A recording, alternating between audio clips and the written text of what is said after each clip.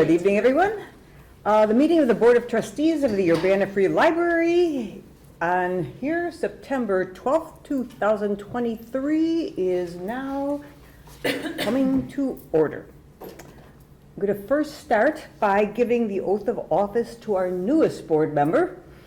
It's Glenn Lane Worthy, and yes, you, as the secretary for the moment, are going to be the oath administrator. So Daniel, if you'd be so kind.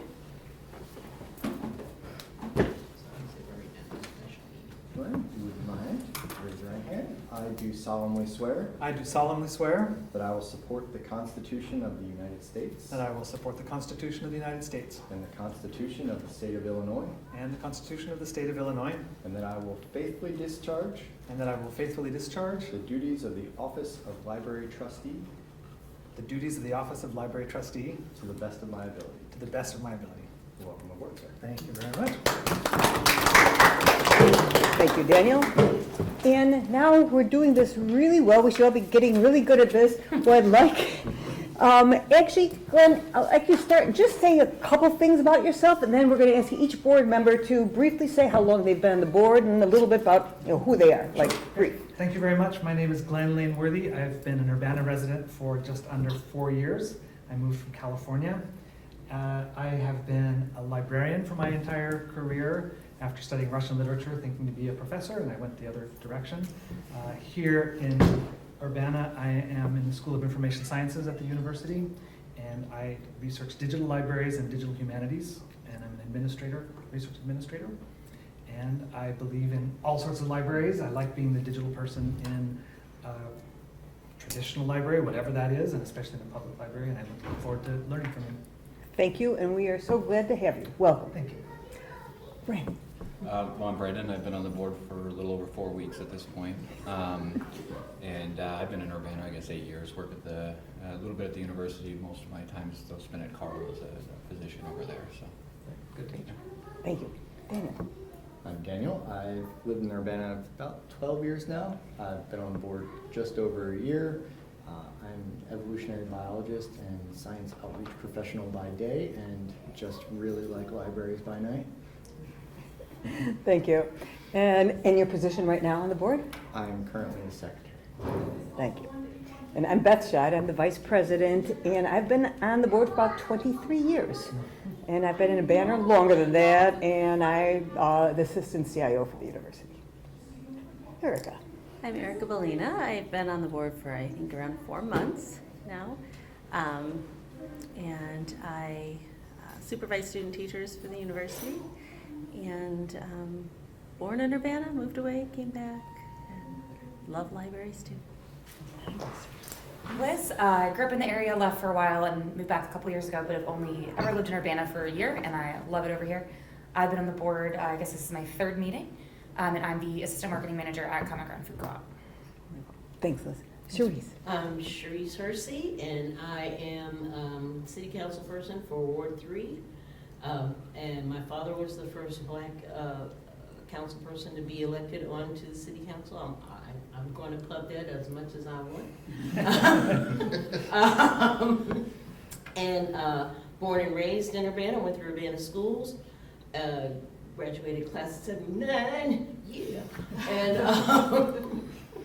And let's see what else. Left Urbana for about 30 years, lived in LA.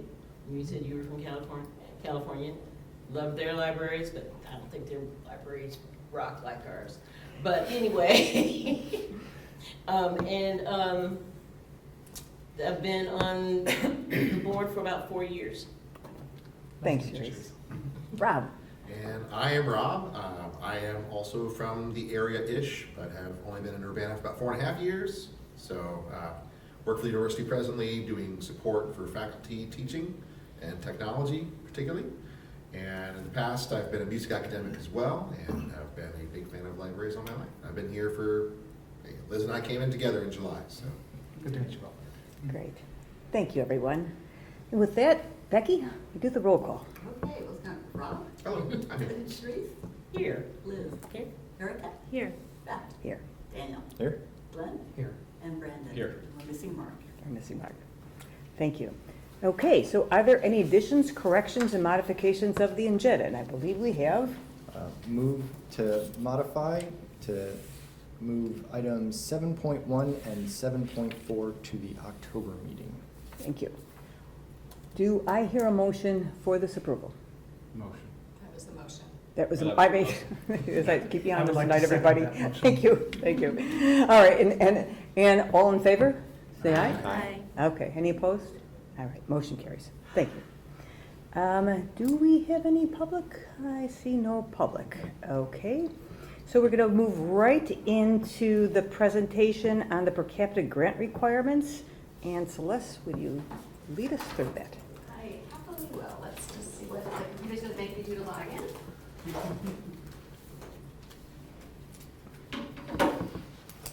So I did not remind everyone, because a number of you are new and haven't done this before. So the per capita grant is literally that. The state issues an allocation per person in your service area, which for us is just over 38,000 people. But in order to get this grant, we have to fulfill certain requirements. And one of the requirements is that you as a board need to read the standards, Serving Our Public 4.0, and discuss it, and have us as staff tell you where we are or are not meeting the standards, and what our intentions are to move ahead to meet standards if we're not.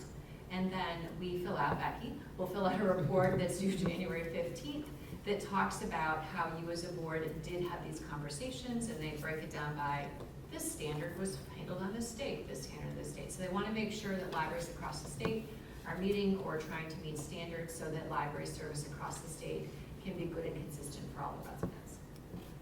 So we are breaking up the different chapters across the staff members who are responsible for those areas. And we will be coming to you between now and December to get through all 13 chapters. And so these are short presentations. The good news is the library meets the standards. There are a couple things here and there. We have some areas for growth, but generally speaking, we do meet the standards.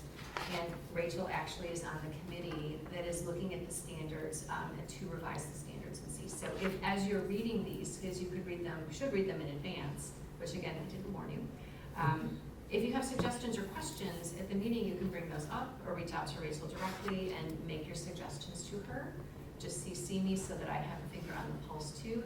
And then she can take that feedback from you and incorporate it with staff, because these are for boards across the state so that you can make good decisions to support library service and public libraries.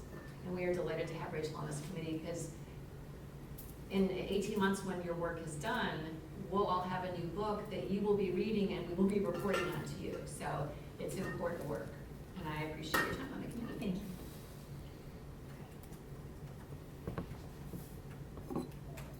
And some of the things you're probably gonna say, why do they have a standard for this? And the answer is our library has a lot of resources and others that don't necessarily have all those resources, so they have to say things like, at least in the past it was thought that you have to say things like, all libraries should have a listing in the phone book, literal phone book, because some places don't have access to broadband internet or internet at all. So if you want to see where the library is, you don't do this, you flip and find it that way.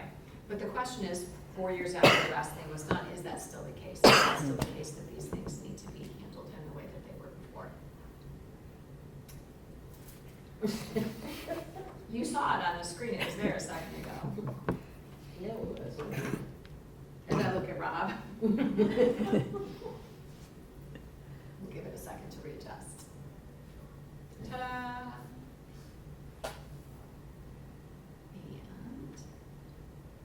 And it really wants me to do this presentation first. I'm not sure why.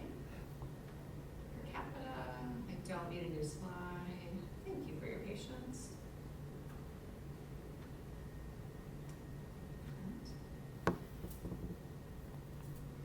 Serving Our Public, Chapter 2, Governance and Administration.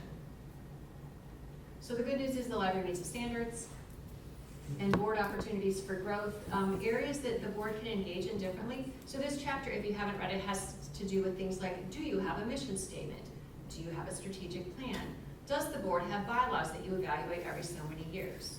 Do you have an administrator? Do you have these things that involve administering a library and providing public service? So go ahead and please take a look at it later. The answer is we do meet all the criteria.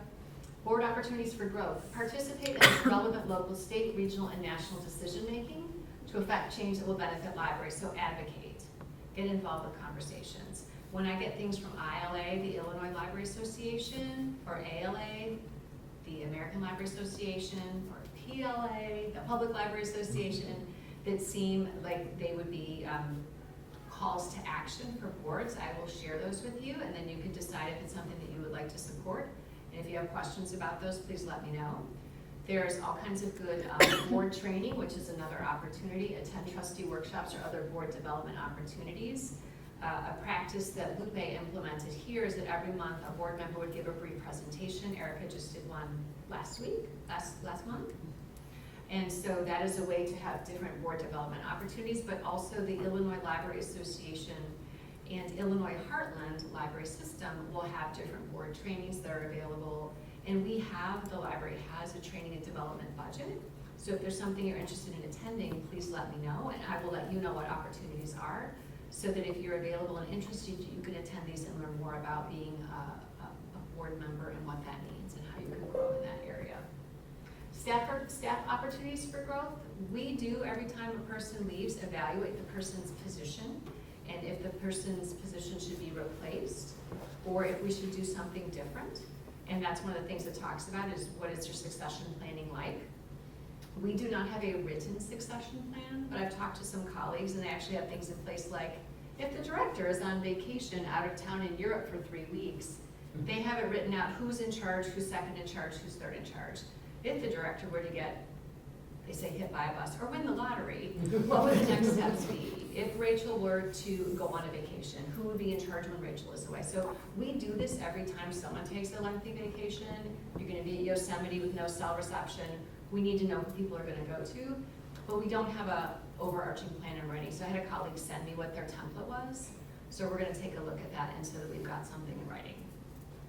But we do this on the fly with every opportunity that comes up, whether, again, an employee is leaving and we decide to change the position, or someone's taking a vacation. We make sure that we line it up so people have the context that they need, that the library can move ahead in their absence. That's the high points of governance and administration. Any questions for me? I do have one question, only because I've been remiss in doing, we used to do, we did the, what was it called? That training with the sexual harassment thing. Yes. So I didn't get to do that this time around. Is that something that has to be, like, you know, those little things that come around, are those things, do they have deadlines? Is it something that I have to do as a trustee, or is it something that I can elect to do? There are different opportunities, so thank you for asking. That's a great question. So you should all be subscribed to the service that we have called Know Before, and it has to do with cybersecurity awareness. So we recommend that all staff participate. There's a scam of the week, so you get information on when someone's company got hacked and how it happened, or trends in phishing, or whatever the case is. We recommend that you read those. We're not mandating that you read those, but it'll help, as you have library accounts, it will help protect us, it will help protect you in your personal life as well. There are some trainings that are mandatory. The state requires those sexual harassment training and awareness. So we will send those out with deadlines. Donna's responsible for those because all the staff have to do this. Some of them are yearly, some of them are, as a new employee, you do this once. So she will send them out, and then you will follow up with that. And if you don't do it, she will be in touch with you. Okay. So, and we'll give you plenty of time to get them done. Okay. Any other questions? That's a great one. Are board members generally under the same regulations as staff? We don't want you harassing people, or we don't want you being harassed, as an example. So there are some things that are like staff. There's some training that we have our volunteers do as well, so that we have some expectations of civility is not the right word, but behavior in the building. So we make sure that anyone that's going to be interacting with staff, I should say that volunteers for sure, outside contractors, we don't put them through the same training, but people that are going to have more contact with staff do have different types of training. And again, that they know what expectations are when they're in the building. So same thing, if you have any questions about treatment you should receive or things you should expect, please let us know. Did that answer your question? I think so. Okay. Rachel, anything else I'm missing? I don't think so. Okay. Great. Yeah, thanks, Les. Okay, moving on to the building project and building program updates. Donna was going to do that, so I can do Celeste, that. are you going to do that? I am Dawn for a moment. All right. The big move ahead this month is that we heard from IMEG. IMEG is the company, the architectural firm or engineering firm that is working on the air handler replacement on the roof. And it's a very specific thing, but whatever they're gonna place on the roof, they said, hey, we're not actually sure if the roof can handle the weight. How about we check that? And we said, yes, please. So the good news is they checked and the roof will handle the weight. And so they're moving ahead with the process. So we're still working with them to get the RFP or competitive bid process out there. And as soon as it's out there, we'll let you know. We're excited. But it was about a 2-week delay just to make sure it would work. Because if not, they would have developed something else to make sure the structure was sound. Great, thank you. And then you're still up for the org structure. Okay, this is super fun. It just is, I'm a geek about these things. So Rachel and Dawn were the architects of our new organizational structure, which went into place April 30th. Lots of conversations with staff in advance. And there are a number of reasons that we changed our organizational structure. So we'll start with this part and then talk more about the organizational structure. So I know it's tiny, and I'll make sure we send this out so everyone has a copy, but at the very top of the org chart, we have the people of Urbana because they are who we are here to serve. The Board of Trustees, you report to the constituents, our community members. And then the person that you have contact with is me as the executive director. State law says that your job is to hire, evaluate, and or fire the executive director. So please be kind. But that is in state law, that is your responsibility, as well as being responsible for policies and for the fiduciary elements of the library. So that's the first chunk at the very highest level. At the other levels, though, we really looked hard at ways to make the library more efficient than it was. The way the structure was before is we had people doing a couple of different roles. People were circulation clerks and also information assistants. And if they did one job, they got paid a lower rate. Circulation clerk had fewer responsibilities, had a lesser education requirement. Information desk assistant had a higher educational requirement and were the people answering reference questions along with librarians. So different responsibility levels, different desks that they were serving at, and a different pay scale, which means people were filling out 2 timesheets every week. Becky's having to juggle 2 timesheets. Supervisors having to prove, making sure everything adds up to the right number of hours. Conversations had to be had by both Rachel as a supervisor and Gretchen or Dawn. So lots of overlap and potentially confusion, and that's just no fun for anyone and not a very efficient, good use of time. So what we wanted to do is move towards a place where people had one supervisor, got paid one rate, the higher rate, and could focus on a certain level of task. So what Rachel and Dawn talked about and looked at was changing the structure and moving towards a front of house, back of house model, which we've talked about. We'll look at that. So my job as the executive director is to be a member of the foundation board, of the Friends board, to be responsible for the administration department, where Becky is the manager, and to be personally responsible for finance. We don't have a finance officer, it is I. I'm also responsible for Rachel's work as associate director on the public services side, front of house, and then Dawn and her work is the associate director in charge of the back of house.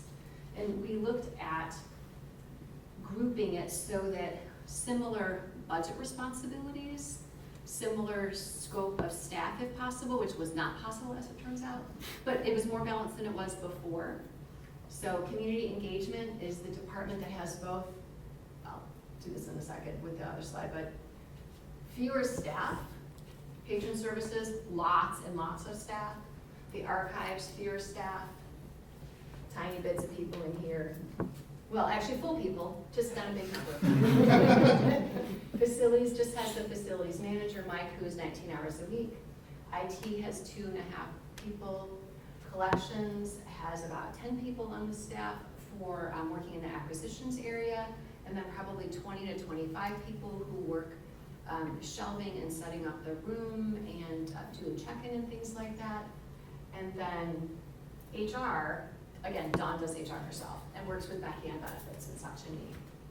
So we're looking to balance out the load of the work so that people could really focus. And Dawn and Rachel were very thoughtful about what staff has said was important to them in their jobs. What did they enjoy? Where did they thrive? And really align that. So our librarians primarily had 3 different responsibilities: programming, collection development, and service desk work.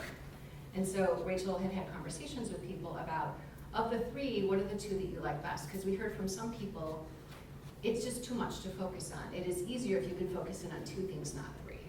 So we looked at that and looked at staff and made some decisions about, in these different areas, where can people's primary responsibilities be? And so all of the librarians have 2 jobs that are their primary focus, not 3, which allows them to have more ability to focus in on things and really spend the time and put their intentions in one place. And again, focus, and really focusing on the public service experience. The circulation clerks and the information desk assistants were doing off-desk tasks as well as on-desk tasks while on the desk, which made patrons, when they walk up to the desk, feel like they were interrupting work. And the answer is, we are here for the patrons. It is why we are here. And they weren't necessarily having that experience. And the staff were feeling stressed because they were trying to check in books while also be that open, available face who's friendly. So we took the check-in element of the work and shifted that to the back room. So people who were known as shelvers are now library assistant ones. They do the shelving, but they also do the check-in. And again, room setup and some things like that. The people who are on what we now call the welcome desk focus just on the patrons in front of them. And when they need to do off-desk tasks, they literally go off the desk so that they can focus on excellent customer service right in the moment, and then focus on excellent detail work in the back room. So that is our intention behind why we made the changes. It's been a lot of change, some managers took on more responsibilities. So Ryan Robertson in acquisitions took on the shelving staff, which again is about 20 to 25 people. So that was a big shift. And then Gretchen, who is responsible for patron services, had librarians move under her responsibility level, and she has safety. So we have a new safety person. We had a safety person before. We did safety and volunteers. And when that person left, it gave us the opportunity again to take a look at what worked well about that position and what didn't work as well, and what we could do differently given that things were changing. So we redeveloped that position. And we've hired a new person for safety who has great experience in the field and has really made a big difference already. But Gretchen now has these things, and safety, which is definitely an element of being in and with the public and providing a safe environment for the public and for staff. So that was my part of what's under my responsibility. We've got Rachel's part, so Community Engagement Department, which has the Communications and Development Manager, Kirsten. She works with the foundation as well as, again, marketing and managing the library's social media and website presence. Lauren is responsible for programming and outreach. She's the person who's hiring our new bilingual programming specialist. Patron Services Manager is Gretchen, whom I just mentioned a moment ago. And then we are currently in the process of hiring an Archives Manager, and Rachel has been leading that process and has been leading the archives on top of managing other people. She's also directly supervising the archives for a number of months. It's a year. lovely. And then, oops, hello. Did it again. Thank you. Let's see if I can make this.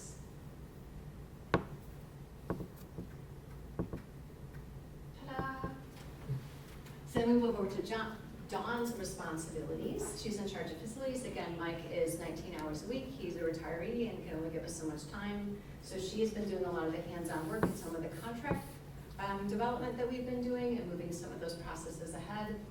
In IT, we have Leon, who's full-time, Logan, who is full-time also, and then a new, I can't remember, I'm sorry, the new person who's 20 hours a week in IT. Collections, we've got Brian Robertson, who's also got the collections staff, who again are in the acquisitions area, processing materials as they come in and out of the library, as well as the library assistant ones who move the materials throughout the building and again work on library setup and such. And then Dawn is responsible for those bigger HR questions, whereas Becky focuses in on more hiring and onboarding and benefits.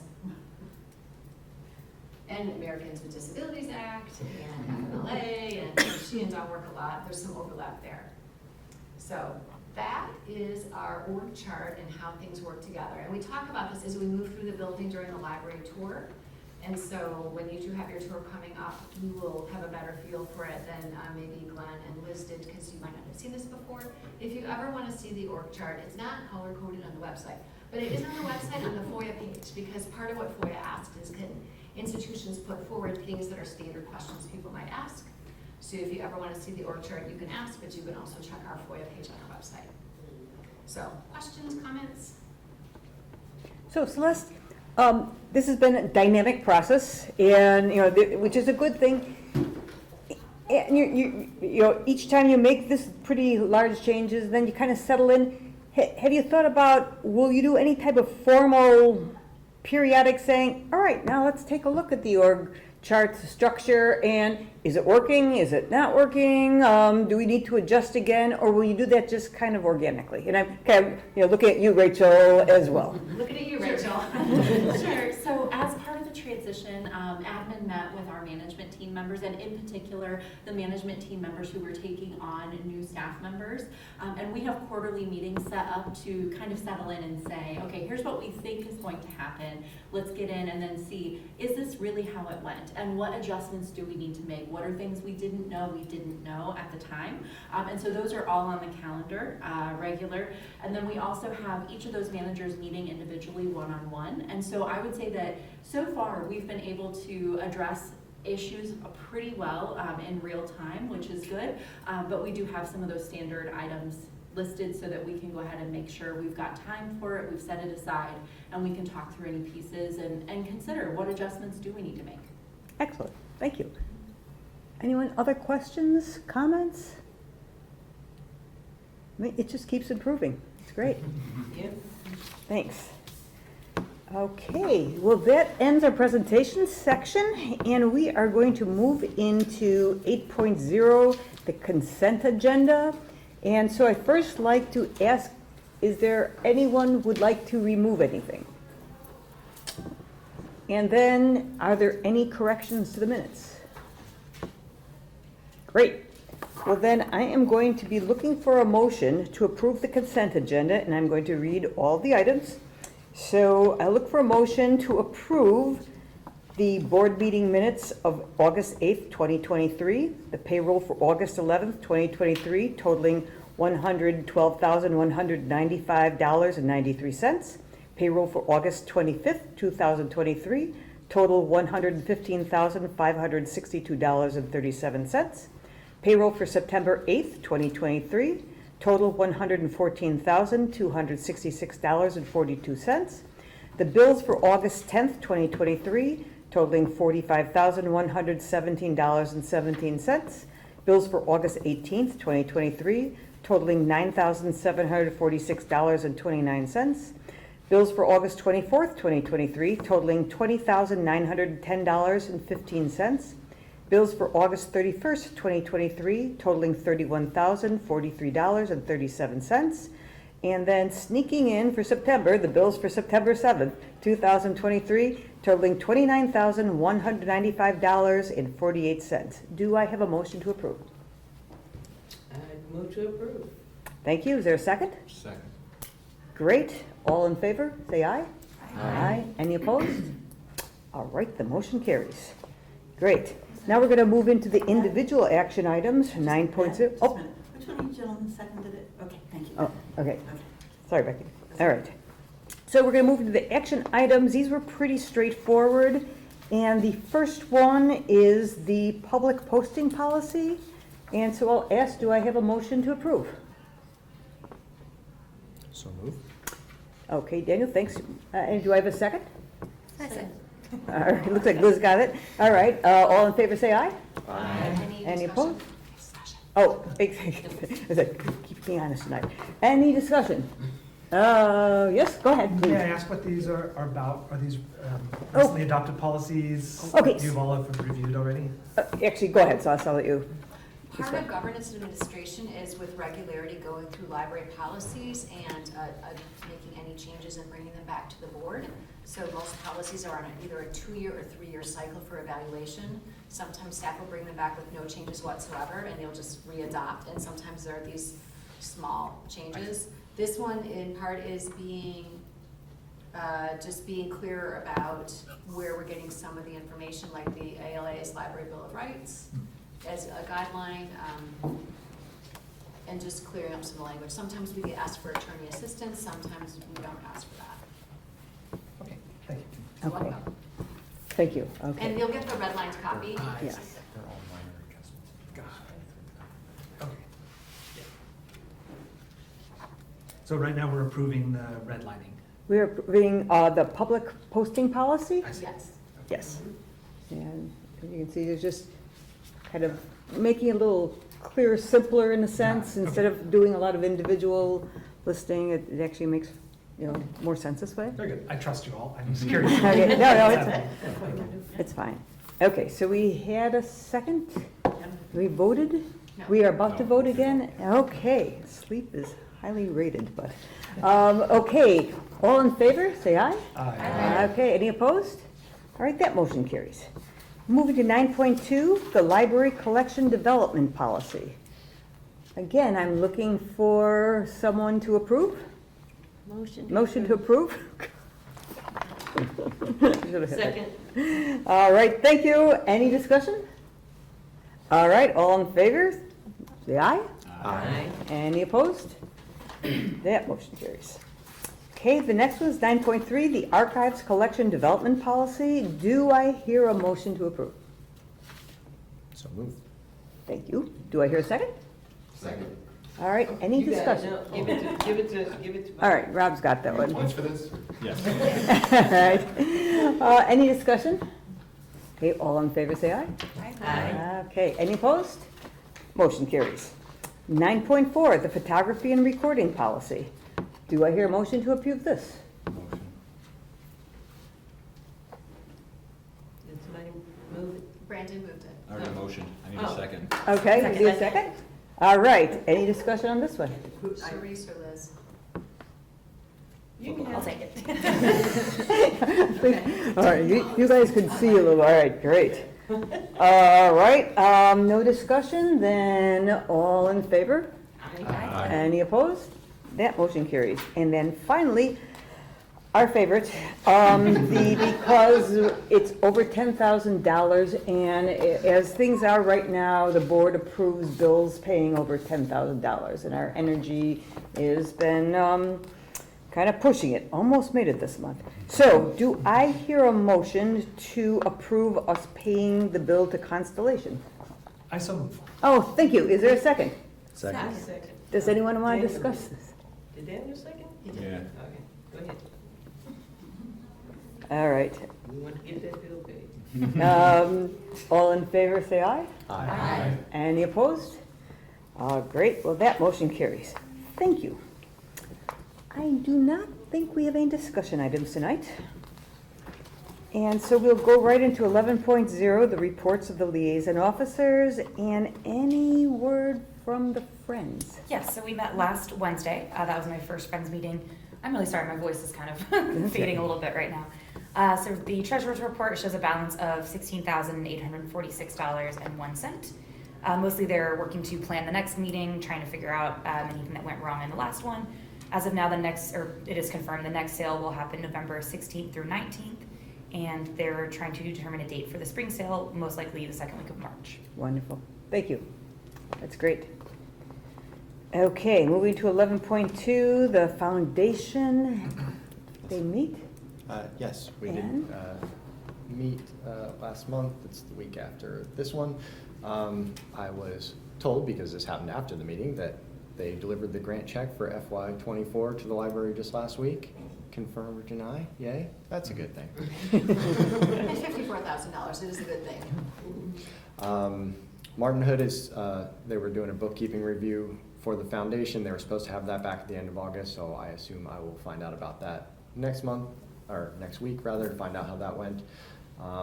They're in the process of trying to plan somewhere like a 2 to 3 hour like in-person strategic event, potentially getting somebody from like a company that like specializes in training boards and making sure that everyone knows how that can be most effective. So that is in the works. They're also planning their FY '24 donation drive, or their appeal. That's going to be broken up from usually a single like mass one each year into 2 different ones for a fall and a spring time frame. They of course have other solicitations throughout the year, but that first big one is getting planned right now. Currently, that board has 11 of 15 positions filled, so there are 4 empty spots. They're looking for more people. If anyone knows somebody that is interested, you can point them in that direction.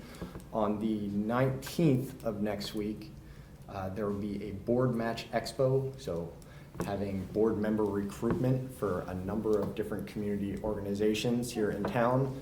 We will have a table at that. That is going to be at the Champaign Library, and yes, we all recognize the irony in that.